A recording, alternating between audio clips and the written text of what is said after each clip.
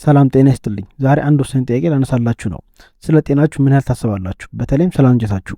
ዛሬ የምታዩት ነገር የጤና አመለካከታችሁ ሙሉ በሙሉ ይለውጠዋል። በሀገራችን ለዘመናት የቆየውና በተፈጥሮ የታደልነው አንድ ድንቅ ነገር በሰውነታችን ውስጥ በተለይም በአንጀታችን ላይ የሚያደርገውን ተአምር በዝርዝር እንመለከታለን። ብዙ ኢትዮጵያውያን ማርን ለጉሮሮ ህመም ወይም ለቁስል ማከሚያነት ብቻ ይጠቀምበታል። ነገር ግን ይህ ጥቅሙ ከ1% አይበልጥም። ንጹህ ማር በሰውነታችን ውስጥ ሲገባ በሳይንሳዊ መንገድ የሚፈጸመውን ተግባር እጅግ አስደናቂ ነው። ይህ ተፈጥሯዊ ስጦታ በምግብ መፈጨት ሂደት ውስጥ ያለውን ሚስጥርና በሰውነታችን ውስጥ ያለውን ትልቅ ለውጥ ዛሬ እናያለን። የኢትዮጵያ አካባቢዎች ማር ይህን ሁሉ ድንቅ ስራ ይሸፍናል። ከዛሬ ጀምሮ የሰውነታችን ሁለተኛ አንጎል ተብሎ የሚጠራውን የአንጀት ጤና በማር እንዴት መጠገን እንደሚቻል እናያለን። ይህን ጉዞ ስንጀምር ከታሪክ ከሳይንስና ከተፈጥሮ ጋር የተያያዙ እውነታዎችን በአዲስ መልክ እናቀርብላቸዋለን። ከዛሬ ጀምሮ ማር ለእናንተ ተፈጥሯዊ ፋርማሲውን ያገለግላል። ይህ ደግሞ በቤተ ሙከራ በታሪክና በሳይንስ የተረጋገጠ እውነት ነው። ተፈጥሮ ለጤናችን የሰጠችን ይህን ድንቅ ስጦታ በሰውነታችን ውስጥ እንዴት በሽታ እንደሚከላከልና ጤና እንደሚመልስ በጥልቀት እንመረምራለን። ምክንያቱም በሳይንስ እንደተረጋገጠው ይህ ማር የአንጀታችን ግድግዳ ውስጥ የመጠገንና የመከላከል ከፍተኛ አቅም አለው።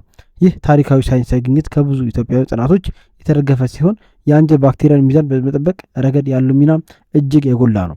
ታውቃላችሁ፣ ለዓመታት ብዙ ኢትዮጵያውያን በጨጓራ ስቃይ፣ ባልተመጣጠነ የአንጀት ስራና በተለያዩ የምግብ መፍጨት ችግሮች ሲሰቃዩ ቆይተዋል። ይህ ቪዲዮ ለዚህ ሁሉ ስቃይና መጉላላት ተፈጥሯዊ ዘላቂ መፍትሄ ሊሆን የሚችል ሚስጥር ይዞላችሁ ቀርቧል። በዚህ ቪዲዮ የማር በሰውነታችን ውስጥ የሚያደርገውን አስገራሚ ለውጥ እናያለን።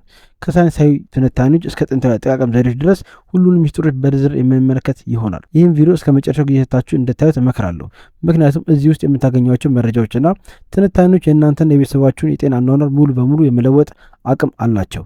ሳይንሳዊ ተፈጥሯዊ የጤና ቀመሮችን በአንድ ላይ አቀናጅተን እናቀርብላችኋለን። ቪዲዮን ከመጀመራችሁ በፊት ለብዙዎች እንዲደረስ ላይክ ማድረጋችሁ እንዳትርሱ። እንዲሁም አስተያየት በኮሜንት መስጫው ላይ አስፍሩልን። ምክንያቱም ይህ ቪዲዮ በሳይንሳዊ መረጃዎች የተደገፈና ወቅታዊ ጤና ሚስጥሮችን የያዘ በመሆኑ ለብዙዎች እንዲዳረስ የእናንተ ድጋፍ ያስፈልገናል። ዝግጁ ናችሁ? እንጀምር። ይህ ቪዲዮ በታሪክና በሳይንስ የታጀበ በውጤቱ የተረጋገጠና የእናንተን የጤና ጉዞ የሚያቀናጅ ድንቅ ቪዲዮ ነው።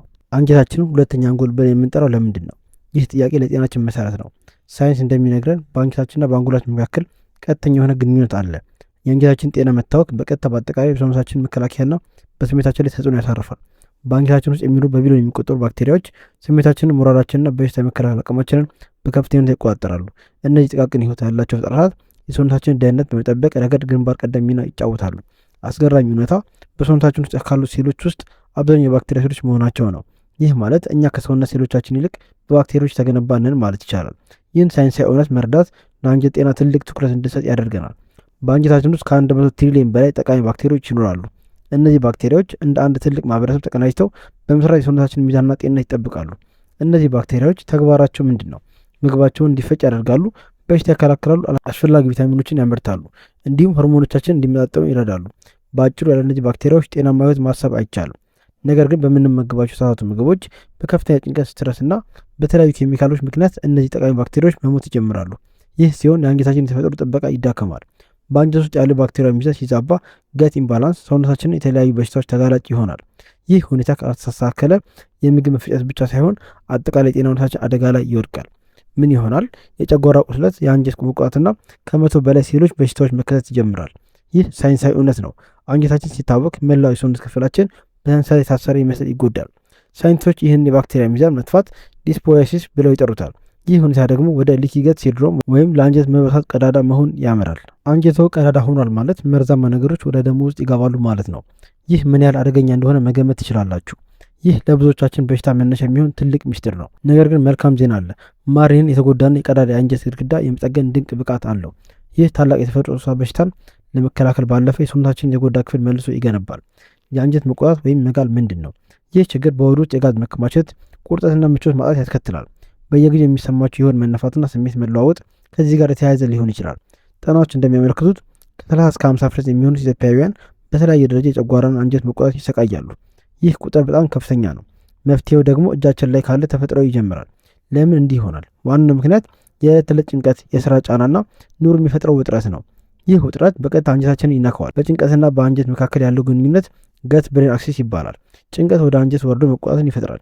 የተጎዳ አንጀት ደግሞ ጭንቀትን ይጨምራል። ማር ይህንን ዑደት ለመስበር ይረዳል። በዚህም ምክንያት አንጀት መቆጣትና ስራውን በአግባቡ አለመስራት ይጀምራል። ይህ ሁኔታ ካልታከመ ወደ ከፍተኛ የጤና ቀውስ ሊያመራ የሚችልበት የሰንሰለት ታሪክ ነው። ስለዚህም አስገራሚው ነገር 70% የሚሆኑ ሰዎች በአንጀት ችግር የተሰቃዩና እንዲሁም እንኳን አለማወቃቸው ነው። ህመሙን እንደ አንድ ተራ ነገር በመቁጠር ለዓመታት አብረውት ይኖራሉ። ጭንቀትና የሀሳብ መብዛት ሁሉ ወደ አንጀቱ ይወርዳሉ። አንጀቱ የእርሱ ስሜት ማከማቻ ሆኖ ያገለግላል። ስለዚህ ስሜታችሁ ሲጎዳ አንጀታችሁም ይጎዳል። በሂደቱም አንጀታችሁ ተጎድቶ ለጨጓራ ባክቴሪያና ለቁስለት መንገዱን ክፍት ያደርጋል። ይህ ደግሞ ህይወታችሁን በስቃይ እንዲሞላ ያደርገዋል። ነገር ግን ተፈጥሮ ለዚህ ችግር ድንቅ መፍትሄ አዘጋጅታለች። ተስፋ አትቁርጡ፣ ምክንያቱም ትክክለኛውን የተፈጥሮ መድኃኒት መጠቀም ህይወታችሁን ይቀይረዋል። ይህ መፍትሄ ደግሞ ማር ነው። ማር በተለይ ኢትዮጵያ ደጋማ አካባቢዎች ምርት ሲሆን በውስጡ የያዛቸው ንጥረ ነገሮች አስገራሚ ናቸው። ጥያቄ ግን ማር እንዴት ይህን ሁሉ ችግር ሊፈታ ይችላል የሚለው ነው። ማር ዝም ብሎ ጣፋጭ ነገር አይደለም፣ እውነተኛ የተፈጥሮ መሳሪያ ነው። አሁን ወደ ዋናው ነጥብ እንምጣ። የኢትዮጵያ ደጋማ አካባቢዎች ማር ለምን ልዩ ሆነ? በምንስ ከሌሎች ይለያል? ይህን ማወቅ ለጤናችሁ ወሳኝ ነው። ደጋማ ቦታዎች ከባህር ጠለል በላይ ከ2000 ሜትር ከፍታ ላይ ይገኛሉ። በዚህ ከፍታ ላይ ተፈጥሮ ልዩ የሆነውን ሂደት ታከናውናለች። በደጋማ ቦታዎች ያለው ፀሐይና አየር ተክሎች ከፍተኛ የሆነ የመከላከል አቅም እንዲኖራቸው ያደርጋል። ይህ ደግሞ በማሩ ውስጥ ይንጸባረቃል። ስለዚህ በደጋማ ቦታ የሚበቅሉ አበቦች ጠንካራ የሆነ የተፈጥሮ ኃይል አላቸው። ይህ ኃይል ንቦች ከአበቦች በሚሰበስቡበት ቀስም ውስጥ ተከማችቶ ይገኛል።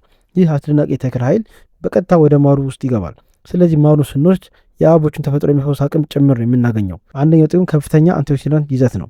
ይህ ንጥረ ነገር ለሰውነታችን ሴሎች እንደ ጋሻውን ያገለግላል። ጸረ አንቲኦክሲዳንት ማለት በአንጀታችን ውስጥ የሚከሰተውን መቆጣት ወይም ኢንፍላሜሽን የሚከላከልና የሚፈውስ ታላቅ ንጥረ ነገር ነው። በቀላል አነጋገር የአንጀት ግድግዳችሁ እንደመቃጠል ካለ ወይም ስሜት ከተሰማው ማር ይህን እሳት የማጥፋትና የመጠገን ስራን ይሰራል። ሁለተኛው ጥቅም ይህ ማር የተፈጥሮ ፕሮባዮቲክ ነው። ፕሮባዮቲክ ማለት ለጤና መብታችን ወሳኝ ነው። ፕሮባዮቲክ ማለት በአጭሩ ለአንጀታችን ጥሩ ባክቴሪያዎችን እንደ ምግብ ሆኖ ያገለግላል። እነዚህ እንዲጠነክሩና እንዲባዙም ያደርጋል። ማርን ስንመገብ ለሰውነታችን ጠቃሚ የሆኑ ባክቴሪያዎችን ከፍተኛ ኃይል ያገኛሉ። ይህ ደግሞ የበሽታ መከላከል አቅማችንን ከፍ ያደርገዋል። በዚህ ምክንያት የሞቱ ወይም የደከሙ ጠቃሚ ባክቴሪያዎች እንደገና መነቃቃትና ስራቸው መጀመር ይችላሉ። ሶስተኛው ጥቅም ማር ጎጂ ባክቴሪያዎችን የመግደል ብቃት አለው። ጠቃሚዎቹን እያሳደገ ጎጂዎቹን ያጠፋል። ለምሳሌ ኤች ፒሎሪ የተባሉ የጨጓራ ባክቴሪያ እንውሰድ። ይህ ባክቴሪያ ለብዙዎች የጨጓራ በሽታና ቁስለት ምክንያት ነው። የኢትዮጵያ ደጋማ ማር ይህን ጎጂ ባክቴሪያ የመከላከልና የማዳከም ከፍተኛ አቅም እንዳለው ጥናቶች ያረጋግጣሉ። በተጨማሪ ማር በሰውነታችን ውስጥ ያለውን የኬሚካል ሚዛን በማስተካከል የተስተካከለ የምግብ መፈጨት ሂደት እንዲኖረን ያደርጋል። ስለዚህ ማርን መጠቀም ልክ እንደ አንድ ስልታዊ የጤና ጥበቃ ዘዴ ተደርጎ ሊወሰድ ይቻላል። ኢትዮጵያውያን በዚህ ተፈጥሮ ሀብታችን ልንኮራ ይገባል። ምክንያቱም ዓለም አቀፍ ሳይንስ አሁን ላይ ይህን እውነት እየመሰከረለት ይገኛል። እንደ ኢሮፓያን አቆጣጠር በ2019 በኦክስፎርድ ዩኒቨርሲቲ የተደረገ ጥናት ማር በአንጀት ጤና ላይ እስከ 80% የሚደርስ ውጤታማነት እንዳለው አሳይቷል። በ2001 ደግሞ ሌሎች ሳይንቲስቶች ማርን የባክቴሪያ ሚዛን ለተዛባባቸው ሰዎች ዲስቢዮሲስ እንደ ምርጥ መፍትሄ ጠቁመዋል። ሳይንስ እንደሚነግረን ማር ውስጥ ልዩ የሆኑ ኢንዛይሞች ይገኛሉ። እነዚህ ኢንዛይሞች የህይወት መሰረቶች ናቸው። ኢንዛይም ማለት ልክ እንደ አንድ ታታሪ ሰራተኛ ነው። በሰውነታችን ውስጥ ምግብን የመሰባበርና ንጥረ ነገሮች የመምጠጥ ስራን ያፋጥናል። ማር ውስጥ በጣም አነስተኛ መጠን ያለው ሃይድሮጂን ፔሮክሳይድ በተፈጥሮ ይገኛል። ይህ ንጥረ ነገር አስገራሚ ስራ ይሰራል። ይህ ንጥረ ነገር በሰውነታችን ውስጥ ያሉ ጎጂ ባክቴሪያዎችና ጀርሞችን ለማጥፋት እንደ ተፈጥሯዊ ጸረ ተባይ ያገለግላል። ነገር ግን ይህ ፋብሪካ የሚሰራ ሳይሆን በተፈጥሮ የተማጠነ በመሆኑ ለሰውነታችን ምንም አይነት ጉዳት አያመጣም። ብዙ ሰዎች እንዴት ማር ጣፋጭ ሆኖ ሳለ ለጤና ይጠቅማል ይላሉ። መልሱ ቀላል ነው። ምክንያቱም ማር ውስጥ ያለው ስኳር እንደ ተራው ነጭ ስኳር ሳይሆን ከብዙ ንጥረ ነገሮች ኤንዛይሞች ጋር የተዋሃደ በመሆኑ ለጤና ጠቃሚ ነው። አሜሪካውያን ሳይንቲስቶች ማር በአንጀት ግድግዳ ላይ ያለውን ሙከስ ሌየር ወይም የመከላከያ ሽፋን እንደሚያጠናቅር ደርሰውበታል። ይህ ሽፋን በአሲድና በምግብ መፈጨት ሂደት ወቅት የአንጀት ግድግዳ እንዳይጎዳ እንደ ጋሻውን የሚያገለግል ግድግዳ ነው። ማር ይህንን ሽፋን የመጠገንና የማጠናከር ስራ ይሰራል። ይህም ለጨጓራ ቁስለት ተጋላጭ እንዳንሆን ያደርገናል። ስለዚህ የጨጓራ ቁስለት ያለባቸው ሰዎች ይህን መከላከያ ሽፋን በማር አማካኝነት መልሰው መገንባት ይችላሉ። ተመራማሪዎች ሌላ ያረጋገጡት ነገር ቢኖር ማር ውስጥ ያሉ ንጥረ ነገሮች የአለርጂ መከላከያ አቅም እንዳላቸው ነው። ይህ ማለት በተለያዩ ምግቦች አለርጂ የሚሰቃዩ ሰዎች ማርን በመጠቀም የአንጀታቸውን የመቋቋም አቅም ማሳደግ ይችላሉ ማለት ነው። በተጨማሪ ማር እንደ ሲሊካን ያሉ ጠቃሚ ማዕድናትን ይይዟል። እነዚህ ማዕድናት ለሰውነት ጥንካሬ ወሳኝ ናቸው። ሲሊካን በሰውነታችን ውስጥ ያሉ መርዛማ ነገሮችን ለማስወገድና ለቆዳና ለአንጀት ጤና ከፍተኛ አስተዋጽኦ ያደርጋል። ለምሳሌ በአልሙኒየም መርዛማነት ምክንያት የሚመጡ የጤና እክሎችን ማር ሊቀንስ ይችላል። በአጠቃላይ ማር ለሰውነታችን ውስጥ ያለውን የኬሚካል ባክቴሪያ ሚዛን ወደ ቀድሞ ጤናማነት ይመልሰዋል። ስለዚህ ማርን በዕለት ተዕለት ሕይወታችን ውስጥ ማካተት እጅግ ስልታዊና በደህንነት የተሞላበት ውሳኔ ነው። ሳይንስ በዓለም ደረጃ የመሰከረለትን ይህንን ሀብት ኢትዮጵያውያን ለጤናቸው በአግባቡ ሊጠቀሙበት ይገባል። ጥያቄው ማሩ እንዴት እንጠቀም የሚለው ነው። ማርን ሁልጊዜ በጥሬ መውሰድ ይመከራል። ማር በጣም በፈላ ውሃ ውስጥ መጨመር በውስጡ ያሉትን ጠቃሚ ኢንዛይሞች ስለሚገድላቸው ጥቅሙን ይቀንሰዋል። ምርጡ መንገድ በየቀኑ ጠዋት ባዶ ሆድ 1 ሾርባ ማንኪያ ማር መውሰድ ነው። ይህ ጠዋት የሚወሰድ ማር ቀኑ ሙሉ አንጀታችሁን ከመቆጣትና ከጉዳት የሚጠብቅ መከላከያ ሽፋን ይፈጥራል። ማሩን ከወሰዳችሁ ከ20 እስከ 30 ደቂቃዎች በኋላ ቁርስ ብትመገቡ ማሩ ስራውን በአግባቡ እንዲሰራ እድል ይሰጠዋል። ሌላኛው ዘዴ ማርን ለብ ባለ ውሃ ውስጥ በጥብጦ መጠጣት ነው። ይህ በተለይ ለምግብ መፈጨት ችግር ላለባቸው ሰዎች ፈጣን እፎይታን ይሰጣል። ማር ከሎሚ ጋር ቀላቅሎ መጠቀም ደግሞ የአንጀትን የመርዛማ ነገሮች የማጽዳት አቅም ወይም ዲቶክስ በእጥፍ ይጨምረዋል። ማር ሲገዙ ግን ጥንቃቄ ማድረግ አለባችሁ። ሁልጊዜ ያልተቀላቀለና ንጹህ የተፈጥሮ ማር መሆኑን አረጋግጡ። የገበሬው ማር ወይም ከታመነ ቦታ የሚገኝ ማር ስኳር ያልተቀላቀለበት መሆኑ ለጤናው ወሳኝ ነው። አሁን ወደ ቪዲዮ ማጠቃለያ እየቀረብን ነው። እስካሁን ያየናቸው ነጥቦች የጤናችሁ መሰረት ናቸው። አንጀታችሁ ጤናማ ሲሆን አእምሯችሁ ጤናማ ይሆናል፣ ጭንቀታችሁ ይቀንሳል፣ እንቅልፋችሁም ይስተካከላል። ይህ ሁሉ ለውጥ የሚጀምረው ግን ከትንሽ ተግባር ነው። ዛሬውን ማርን የጤናችሁ አካል በማድረግ ለውጡ ማየት ትችላላችሁ። ብዙዎች ማርን እንደ ቅንጦት ሊያዩት ይችላሉ። ነገር ግን ከሚመጣው የሕክምና ወጪ አንጻር ማር በጣም ርካሽ መድኃኒት ነው። በተለይ ለልጆችና ለአረጋውያን ማርን መስጠት የበሽታ መከላከል አቅማቸውን ለማሳደግ ተመራጭ ነው። ያስታውሱ፣ ተፈጥሯዊ ለሰው ልጅ የሚያስፈልገው ሁሉ በዙሪያ አስቀምጣለች። እኛ የሚጠበቅብን ማወቅና መጠቀም ብቻ ነው። የኢትዮጵያ ደጋማ አካባቢዎች ማር የጥራት ምልክት ነው። ይህን ጥራት ለጤናችን እንጠቀምበት። በዚህ ቪዲዮ የተማራችሁትን ለሌሎች ወዳጆቻችሁ በማካፈል የጤና አምባሳደር ይሁኑ። ጥያቄ ካላችሁ ወይም ማር ተጠቅማችሁ ያገኛችሁትን ለውጥ በኮሜንት መስጫው ላይ ብታካፍሉን ደስ ይለናል። የእናንተ ተሞክሮ ለሌሎች ትልቅ ትምህርትና ማበረታቻ ሊሆን ይችላል። በቀጣይ በየትኛው የጤና ርዕስ ላይ ቪዲዮ እንሰራላችሁ ትፈልጋላችሁ? ሀሳባችሁን አጋሩን። ጤናማ ምግብ፣ ጤናማ አኗኗር፣ ተፈጥሯዊ መፍትሄዎች ለረጅም ዕድሜ ቁልፍ ናቸው። ማርን መጠቀም መጀመር ማለት በኬሚካሎች መራቅና ወደ ተፈጥሮ መመለስ ማለት ነው። ይህ ቪዲዮ ለእናንተ ጠቃሚ ካዳገኛችሁ ተስፋ አደርጋለሁ። እስካሁን አብራችሁ ስለነበራችሁ ከልብ አመሰግናለሁ። ሰብስክራይብ በማድረግ የጤና ቤተሰቦቻችን አባል መሆን እንዳትረሱ። ቪዲዮን ከወደዳችሁት ላይክ በማድረግ ድጋፋችሁን ግለጹልን። ለተጨማሪ ጠቃሚ መረጃዎች የደወል ምልክቷን ተጫኑ።